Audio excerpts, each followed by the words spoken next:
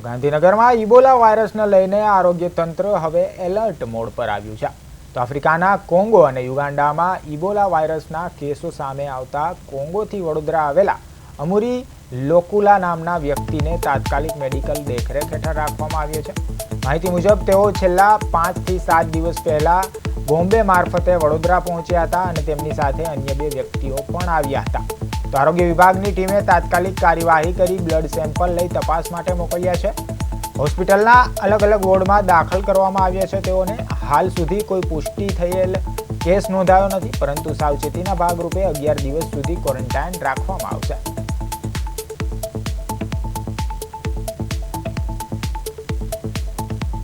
આ 5-7 દિવસ પહેલા બોમ્બે આવે છે અને ત્યાંથી પછી બરોડા આવે છે।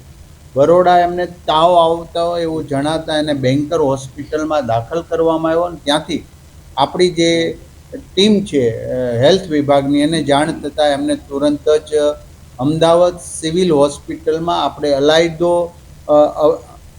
ઇબોલા અલાયદો હોડ કરેલો છે એમાં દાખલ કરવામાં આવ્યા છે। આ વ્યક્તિની સાથે બીજા 2 વ્યક્તિ હતા, એ હતા પેટ્રિક કાજા અને વેલેન્ટિન જોડલ। આ બંને વ્યક્તિને પણ એસવીપી હોસ્પિટલમાં અલાયદા વોર્ડની અંદર દાખલ કરવામાં આવ્યા છે અને એક ડૉક્ટર